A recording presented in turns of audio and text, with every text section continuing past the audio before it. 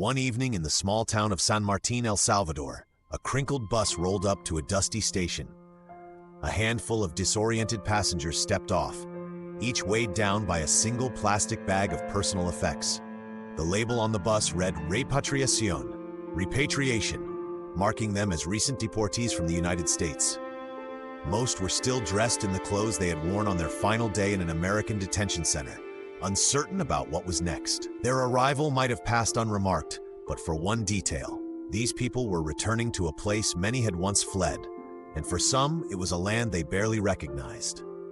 Deportation has long been a contentious issue in the U.S. immigration debate, but beneath the politics, the legal battles, and the headlines about border security, there are real human lives caught in the machinery. Families separated, dreams deferred, and new dangers waiting back in one's country of origin. This is particularly acute for Salvadorans, thousands of whom arrive back each year, forced to rebuild, or sometimes build for the first time, a life in a land marked by poverty, gang violence, and limited opportunity. This article offers a closer look at the human toll of U.S. deportation policies through the lens of stories from El Salvador. We will explore the historical forces that link El Salvador and the United States, the personal struggles deportees face upon return, and the broader societal consequences of cyclical migration. From the dusty roads of San Martin to the crowded enclaves of San Salvador, the experiences shared here form a tapestry of resilience, heartbreak, and unintended consequences. Chapter 1. A historical context. A nation shaped by migration. To understand Salvadoran deportees, we first must understand the context that has driven so many of them to the United States. Decades of civil war, 1980 to 1992, characterized by brutal military repression and guerrilla resistance, created a massive wave of refugees seeking safety. The U.S. became a favored destination, often via perilous land routes through Mexico or temporary asylum programs. Even after the war ended, high levels of violence persisted, driven by poverty, political instability, and the rise of transnational gangs, groups like Mara Salvatrucha, MS-13, and Barrio 18, which had roots in Los Angeles, before extending their reach back to Central America. Over the years, these push factors combined with the pull of American job opportunities to make Salvadorans one of the largest immigrant groups in the U.S. Official pathways for legal residence were not always readily available. So many came without formal documentation. Others maintained temporary protected status, TPS, to escape environmental disasters or instability back home. For thousands, life in the U.S. became a fragile balancing act, forging a livelihood, starting families, all while living under the radar of immigration enforcement. Evolving U.S. policies. Immigration enforcement in the U.S. has shifted over time, influenced by changes in administrations, legislative reforms, and public sentiment. Crackdowns have expanded over the past 2 decades. Laws introduced in the 1990s began to broaden the categories of deportable offenses, meaning that minor convictions, sometimes years old, could result in removal from the country. After 9/11, national security concerns heightened scrutiny over all immigrants. More recently, controversies arose about large-scale raids, family separations at the border, and the question of how to address so-called dreamers who arrived as children. For Salvadorans, these evolving rules felt like a moving target. People who believed they were following the path to legalization sometimes discovered that small missteps could upend their lives. Others who had built successful businesses or families found themselves unexpectedly swept into detention. And for those whose TPS was at risk of expiring, or whose asylum claims were denied, the future held a terrifying possibility: forced return to a country they had tried desperately to leave. Chapter 2. The moment of deportation. From detention to plane to bus. Everything felt unreal, recounts Alejandro, who had lived in Los Angeles for nearly 20 years. After a minor traffic stop led to questions about his legal status, he spent weeks in a detention facility, separated from his wife and 2 children. One morning, they put me on a bus to the airport. I didn't even get to say goodbye properly. The flight took him from a city he knew inside and out to one he left as a teenager. By the next day, he was standing in El Salvador's Comalapa airport with nothing but the clothes on his back and a bag of legal documents in English that he could barely read. For many deportees, The final stage of their removal is a plane chartered by U.S. Immigration and Customs Enforcement. Once they land, Salvadoran immigration authorities process them, often verifying identity, taking fingerprints, and handing them a pamphlet listing local assistance programs, most of which are underfunded and ill-equipped to handle the volume of returnees. From there, a bus might transport them to a city center, where they disembark into a new phase of life, post-deportation reality. Returning to El Salvador can induce a state of culture shock, especially for those who left as children or teens. Spanish may not come easily if they grew up immersed in English-speaking environments. Relatives, if still in the country, might live in areas notorious for gang extortion, forcing returnees to choose between risking violence or living in precarious, distant towns. Even the small things, like local currency or navigating bus routes, can be disorienting to someone who has spent decades abroad. Women and youth may be especially vulnerable. For a young mother, suddenly finding herself in a male-dominated society with limited job prospects can be terrifying. Teenagers who came from the U.S. might be perceived as outsiders, singled out by gangs who view them as easy targets.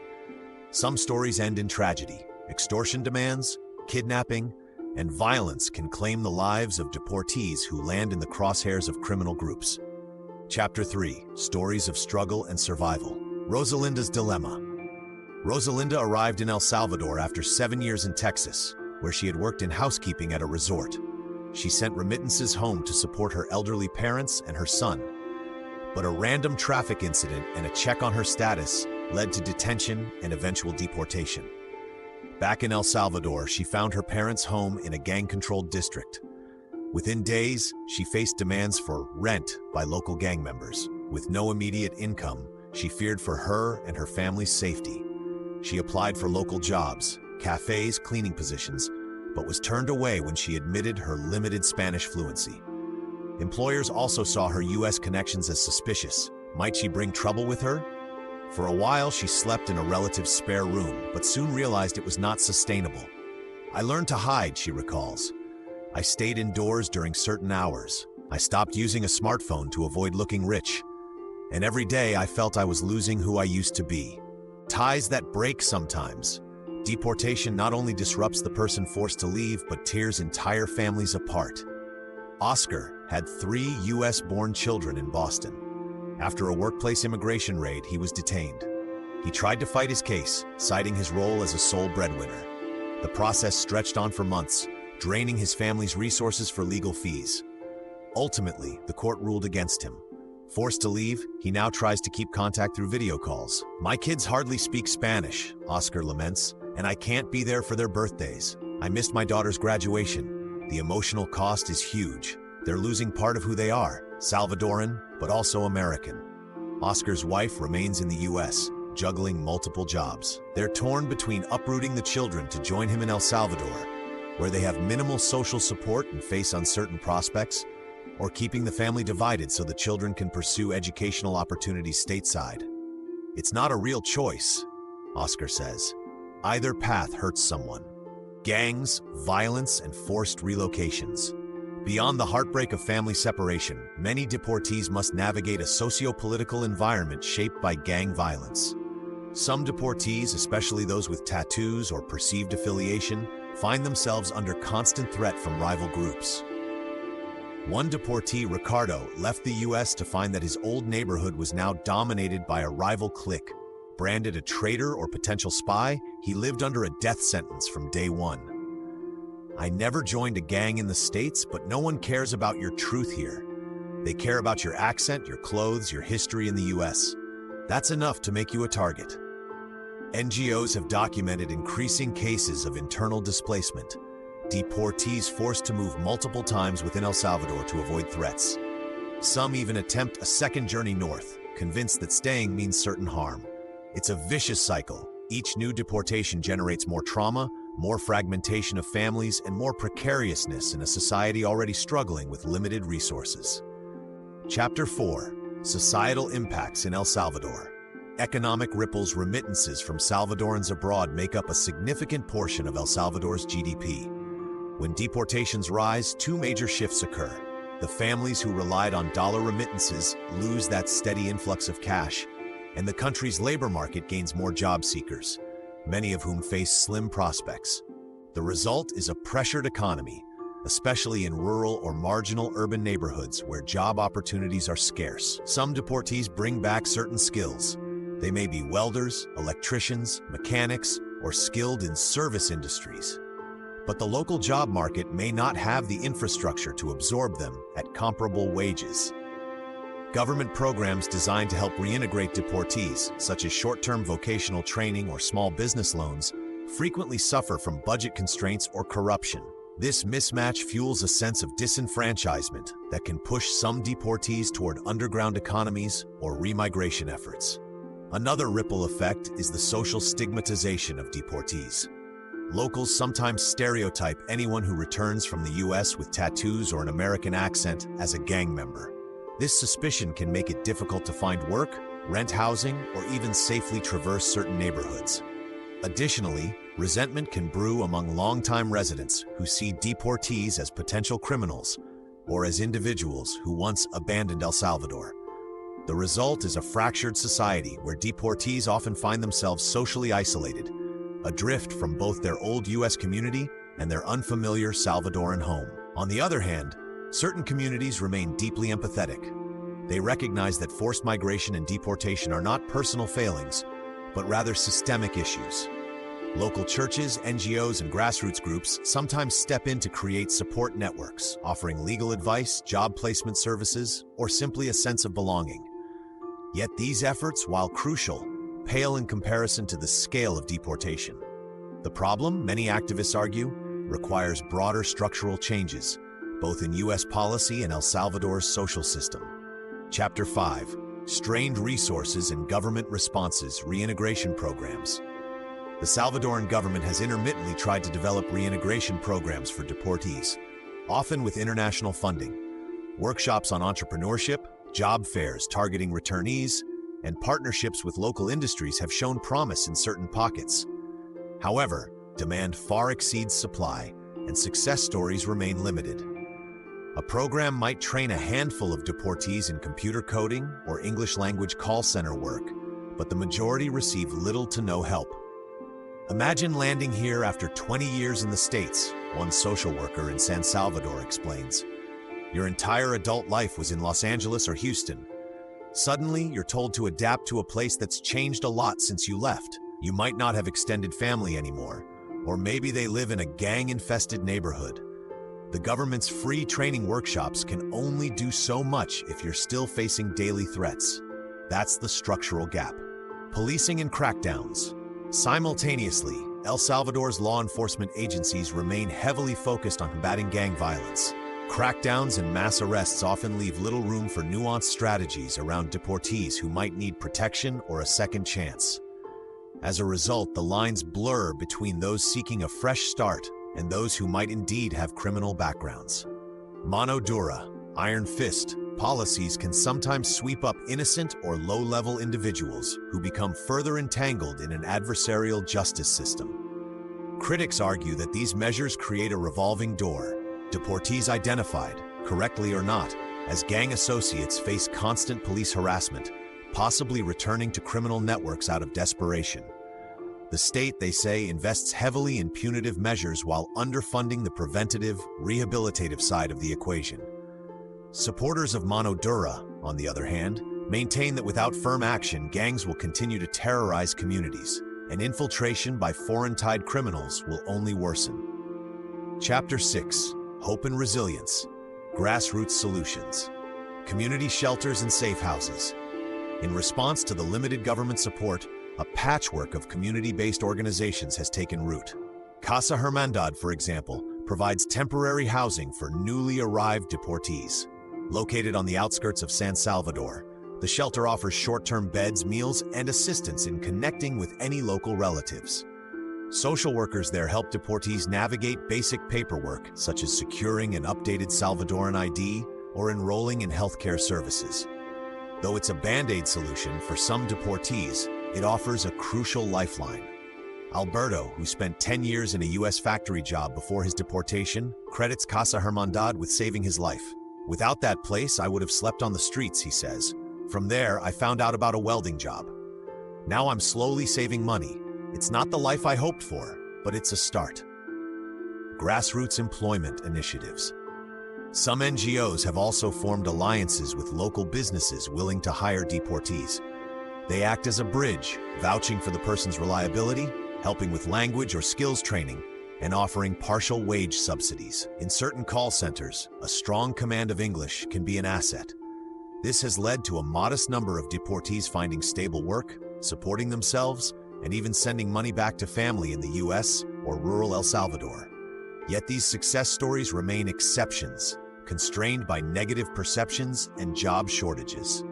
High unemployment plagues much of El Salvador, and the country's economy struggles to accommodate newcomers at scale.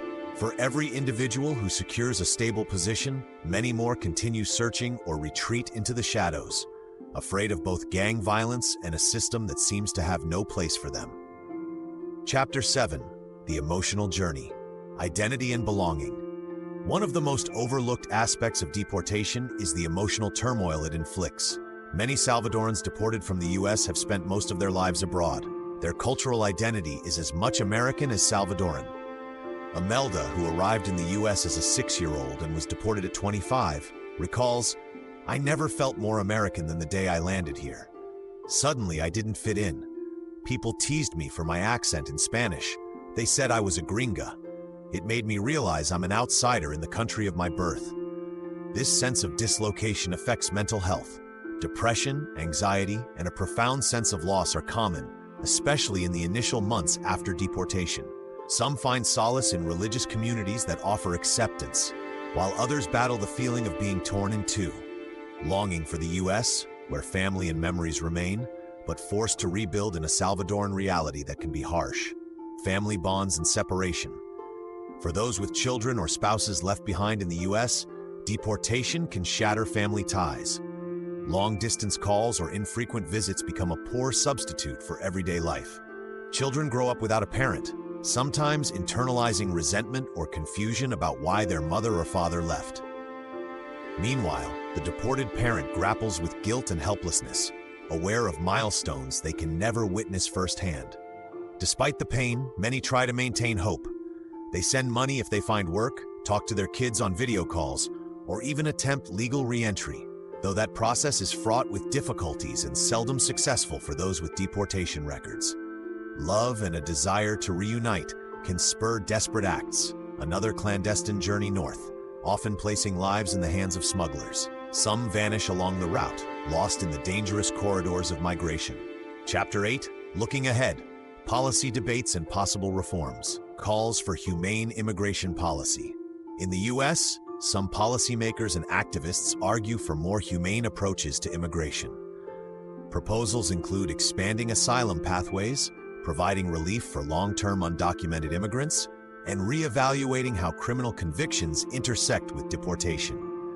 These measures, proponents say, would reduce the traumatic impact of forcing people back to dangerous environments. Opponents counter that any relaxation could encourage more illegal immigration, straining the U.S. system further. The reality, many experts note, is that current policy often fails to differentiate between hardened criminals and individuals whose only offense is living or working without documents. As a result, the machinery of deportation continues rolling, sweeping away thousands each year, some who pose threats, but many whose only fault was seeking a better life or minor infractions. Responsibility and coordination. El Salvador's government, for its part, straddles a difficult position. On one hand, it condemns mass deportations that exacerbate the country's economic and security woes.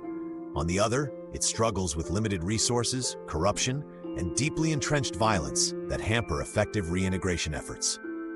Meaningful collaboration on anti-gang strategies, job creation, and reintegration programs remains sporadic. International organizations and human rights groups call for a more coordinated approach, with the U.S. and El Salvador working in tandem. They advocate for development programs aimed at tackling the root causes of migration: lack of economic opportunity, poor education systems, and gang violence. If these structural issues remain unaddressed, deportation will merely recycle the same problems, fueling more flight north and repeated cycles of removal. Conclusion: beyond the numbers, a shared humanity. Thousands of deportees arrive in El Salvador every year, but behind every statistic lies a personal story. Tales of fractured families, lost dreams, and the harsh realities of survival in a land many barely know. The human toll of U.S. deportation policies extends far beyond the border, rippling into the backstreets of San Salvador, the rural hamlets of Morazan, and the working-class neighborhoods of Santa Ana. In the eyes of many Salvadorans, America represents both hope and heartbreak, a beacon of opportunity that's too often out of reach. For those who build lives north of the Rio Grande, only to be sent back south, the question remains: how can two nations, inextricably linked by history, geography, and commerce, forge an immigration policy that respects human dignity while addressing genuine security and economic concerns? As long as that question remains unanswered, the buses of deportees will continue rolling into stations across El Salvador. Some arrivals will vanish into the haze of poverty and violence. Others will cling to fragile hopes of assimilation or remigration, and a brave few will craft new beginnings. Each journey, forced, uncertain, and fraught, reminds us that these are not faceless policy outcomes, but human beings shaped by two worlds and welcomed fully by neither. Their stories, at once heartbreaking and inspiring, call on us to do better. The Trump administration has flown 238 Venezuelans to an El Salvador prison that human rights groups say is designed to disappear people. Despite a judge's order temporarily blocking the move, the U.S. government flew more than 200 men that it had accused of gang membership to the Terrorism Confinement Center, or SECOT, a draconian mega-prison that has become central to the promise of the Salvadorian president, Nayib Bukele, promised to rid his country of crime. The prison, which can hold up to 40,000 people, has filled up since El Salvador declared a state of exception, allowing police and the military to arrest people on suspicion of gang affiliation without any evidence. Now, Venezuelan immigrants to the U.S., many of whom are also suspected of gang affiliation without apparent evidence, have joined Salvadorian prisoners in the America's largest and one of its cruelest prison systems. Mnisha Gelman, a political scientist at Emerson College who researches human rights and violence, says the U.S. deportees will face dire conditions and uncertain fates. "We don't know how any of this will play out, because it's never exactly happened before," she said.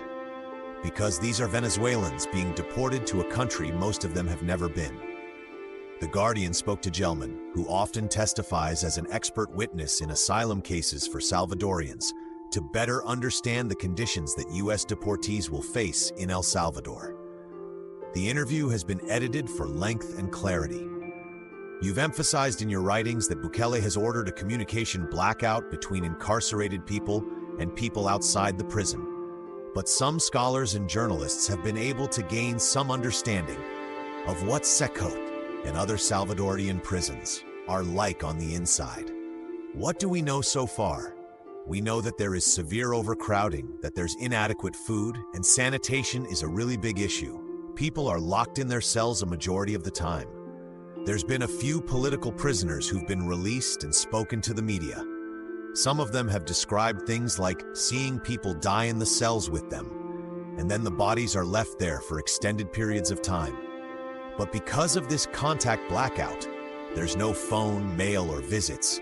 There's so many people wondering about their loved ones, who have no way to confirm if they're living. Our understanding is that there's almost no medical access or access to medications in any sort of regular or consistent way. If someone has diabetes, there's no guarantee that they're going to get insulin. I assume that those conditions would be similar for the Venezuelans being deported from the U.S. And reports from Amnesty International and Christus found that in Salvadorian prisons overall, there's systemic torture. It is a regular, institutionalized practice. Is there any sense that the U.S. deportees will be treated any differently than the Salvadorians who are incarcerated? The U.S. has accused these people of gang membership, so on the one hand, there's a concern that they could attract the attention of rival gangs or cartels operating in the prison. For someone to come in and be perceived, whether or not it's true, as being a member of a different gang is a territorial threat. and gangs in prison maintain their territorial control through violence and intimidation. And then there is a chance people who have been deported from the U.S. will also have a higher risk of targeting because of their connections to people in the U.S. and to the U.S. economy. We know this kind of targeting also happens to Salvadorians who are deported from the U.S. They could be targeted for physical violence as a threat to make them pay, for example. That's one of the many concerns I have. As you said, it's unclear that the men who were deported actually have any affiliation with Tren de Aragua, the Venezuelan gang that Donald Trump has designated as a foreign terrorist organization and vowed to root out in the U.S. In many cases, the families of these men believe they were targeted due to innocuous tattoos. So using tattoos as criteria to detain and incarcerate people has become practice under the state of exception in El Salvador. And it's deeply problematic because officials could point to something like a rose tattoo, which someone might get because they like roses or they want something beautiful on their body. And tattoos became an acceptable criterion to use to incarcerate people because Salvadorian police officers and military personnel were given not just a mandate, but for at least a certain period of time, quotas for the numbers of people they needed to arrest and detain each day. Of course, the U.S. policing system has also long used tattoos erroneously to get people into gang databases.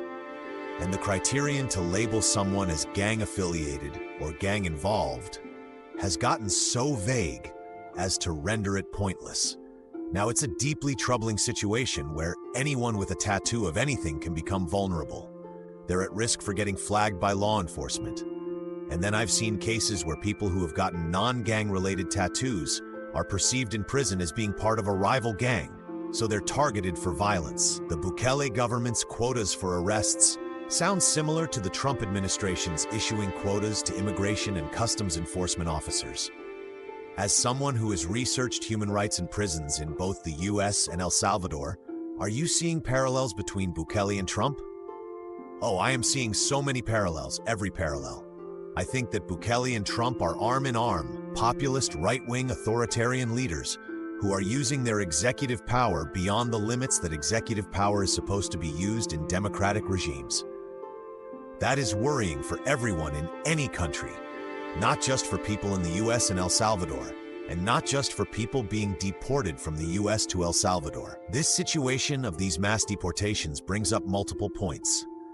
First of all, we need to remember that every person is a human being, and the dehumanization of people who are incarcerated creates a subclass of humanity that is unacceptable for those of us that want to live in a more equitable world. And second, we have two populist authoritarian leaders in both the U.S. and El Salvador, and those of us that are interested in protecting human rights need to push back and call for accountability. Trump administration officials have described the men deported to El Salvador prisons last month as the worst of the worst, suggesting they were gang members involved in murder, rape, and kidnapping. The reality is that of 238 migrants, mostly Venezuelan, that officials accused of belonging to the Tren de Aragua gang and expelled to the Central American country in mid-March, just a small fraction had ever been charged with serious crimes in the U.S. Hundreds of pages of U.S. legal records and American government statements reviewed by Bloomberg News found 5 men charged with or convicted of felony assault or firearms violations. 3 men were charged with misdemeanors including harassment and petty theft. 2 others were charged with human smuggling. For the rest of the men, there was no available information showing they committed any crime other than traffic or immigration violations in the U.S. The findings raise questions about how the Trump administration determined that the migrants sent to El Salvador were violent criminals. The U.S. maintains that all of the Venezuelans on the flights had committed a crime because they were in the country illegally, a senior official with the Department of Homeland Security said in an email. Many of the men allegedly associated with Tren de Aragua were deported under the rarely used Alien Enemies Act of 1798 without court review. A U.S. judge ordered the administration to stop, but on Monday, the Supreme Court said the administration can seek to resume deportations under the act if migrants are given notice and a chance to make their case to a judge. Media reports in the Washington Post and elsewhere have cast doubt on the White House's portrayals of the men as criminals, and lawyers have said that some individuals were identified as gang members based on the types of clothing they were wearing or tattoos they had. A CBS News investigation found that 3/4 of the men sent to El Salvador couldn't be connected with a U.S. or international criminal record. Now, Bloomberg's review of U.S. court cases and government statements show there's very little publicly available documentation to support the notion that only violent offenders were sent away. The administration has acknowledged in court that not all the men have criminal records, but say it's only further evidence of the threat they pose. It demonstrates that they are terrorists with regard to whom we lack a complete profile. Robert Cerna, the acting field office director of enforcement and removal operations for Immigration and Customs Enforcement, said in a legal filing in the battle over the deportations. Bloomberg obtained a list of the passengers and examined their criminal histories by reviewing U.S. federal court records, media reports, and public statements by government officials. The search also included state court dockets, though not all local courts make records available online. There were 13 court cases involving people with names that were similar to a deportee, though not an exact match. Those weren't included in the final tally because the connection couldn't be confirmed. The deportations are at the center of a high-stakes legal showdown that is testing the ability of federal judges to enforce limits on the president's power. In its Monday opinion, the Supreme Court didn't rule on whether the administration's interpretation of the law was correct, but said it can resume using the law to try to deport alleged Venezuelan gang members. The court said detainees must have notice and a chance to make their case to a judge before they are deported. U.S. deportations to El Salvador have received outsized attention, in part because of Kilmar Abrego Garcia, a Maryland man who immigration officials conceded was wrongly expelled. He was part of a separate group of Salvadoran deportees who were accused of being part of a different gang, MS-13. Andrés Antillano, a professor at the Central University of Venezuela in Caracas who studies organized crime, says it is possible that some individuals affiliated with Tren de Aragua are in the U.S. But panic about an organized crime wave is overblown. He compared it with previous concerns about immigrants bringing in crime, likening it to anti-Italian bias in the 1940s and 1950s, focused on alleged ties to the mafia, anti-Cuban sentiment amid Miami's drug wars of the 1980s, and more recently stereotypes about Central Americans being involved with MS-13. Waves of migration have generated a lot of anxiety, and myths have emerged, Antillano said in an interview. The Trump administration is criminalizing young Venezuelans, mostly from working-class groups. More to read. Langley Park, Maryland. CNN. A Maryland mother recently received 2 calls. One was from her husband, who said he had been pulled over after finishing his construction shift.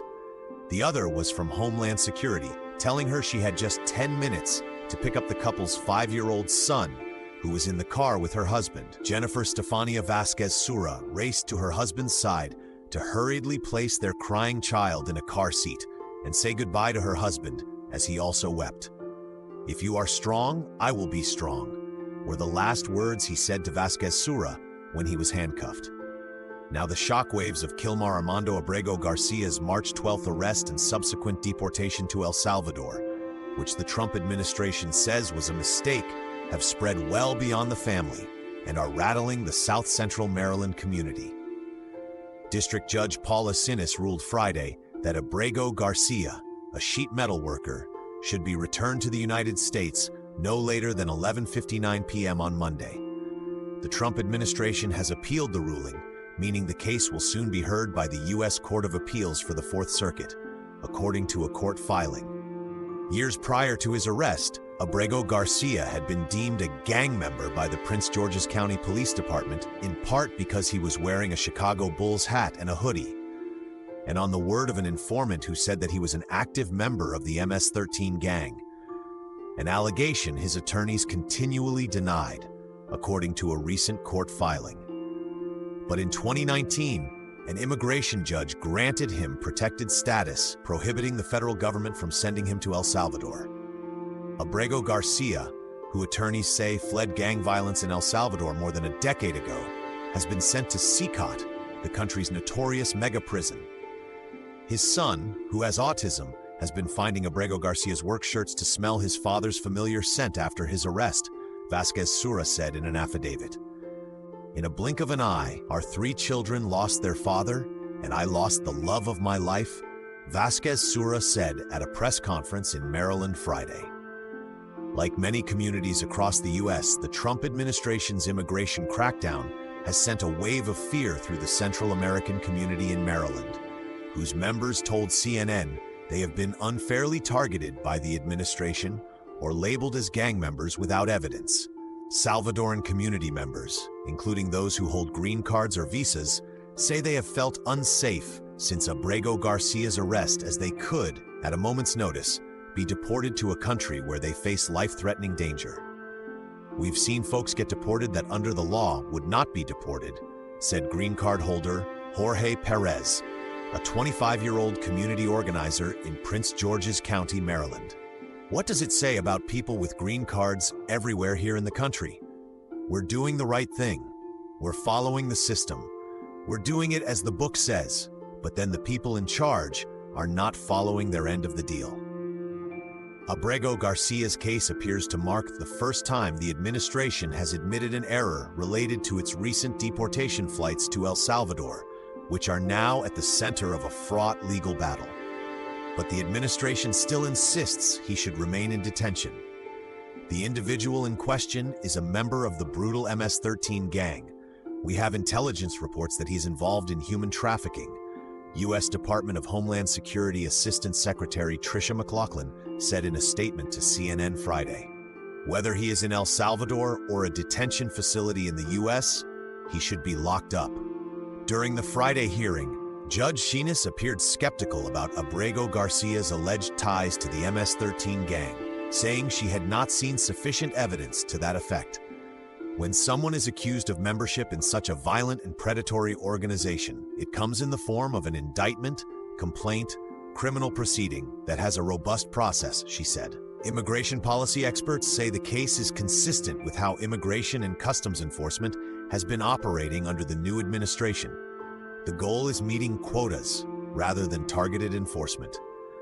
What this case really highlights is how ICE has no regard for due process, said Catherine Jackson, Public Policy Director at CASA, an organization that provides legal services to immigrants in Maryland, Virginia, Pennsylvania, and Georgia.